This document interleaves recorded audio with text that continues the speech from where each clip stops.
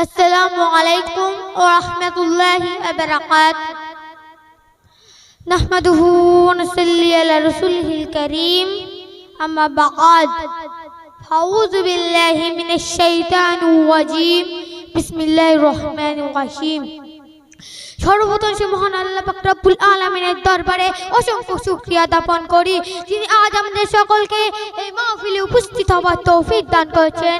এই জন্য সকলে উচ্চ স্বরে বলি আলহামদুলিল্লাহ। এরপর নবী সাল্লাল্লাহু আলাইহি সাল্লামের প্রতি লক্ষ কোটি দরুদ ও সালাম জানাই। কি হিসেবে পৃথিবীর কিছু হিসেবে হতো না, সকলে এক বাক্যে বলি সাল্লাল্লাহু আলাইহি সাল্লাম।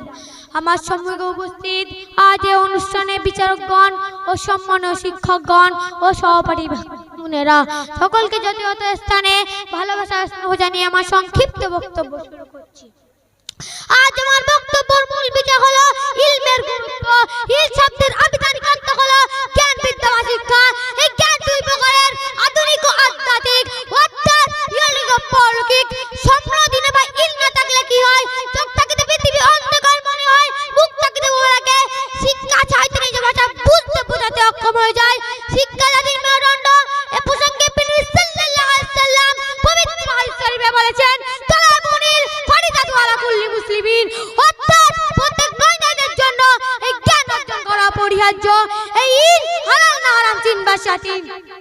একাকিত্বের সময় কথা বলবার সঙ্গী, সুখে দুঃখে পথ প্রদর্শক, বিপদ আপদে সাহায্যকারী, শত্রু বিধ্বস্ত। ইল অর্জনকারীদের জন্য ফেরেশতার সাথে বন্ধুত্ব স্থাপনে আগ্রহী হয়। এমনকি সমুদ্র কীট পতঙ্গ হিংস্র নিরীহ পশু পাখি আল্লাহ যখন প্রার্থনা করে, ইল সম্পর্কে চিন্তা করা রোজা রাখা সমতুল্য। হযরত আলী রাদিয়াল্লাহু তাআলা আনহু বলেছেন, ইল নবী রাসূলদের উত্তরসূরি এবং তোমাদের আগে অন্যের নম্বরের উত্তরসূরি। ইল দান করলে যতটা বৃদ্ধি পাওয়া যায়, তা স্বাভাবিক সংখ্যা রাখলে বৃদ্ধি পাওয়া যায়, অপরদিকে তোমাদের হ্রাস পায়। লোভী ব্যক্তিদের মৃত্যুর পর সকলে ভুলে যায়, কিন্তু জ্ঞানী ব্যক্তিদের মৃত্যুর পর সকলে স্মরণে রাখে। পাঁচদের গরমে জিত প্রভুকে ভুলে যায়, কিন্তু ইল দ্বারা আপন প্রভুকে চেনা যায়। তাই আসুন আমরা ইল বা শিক্ষা অর্জন করি।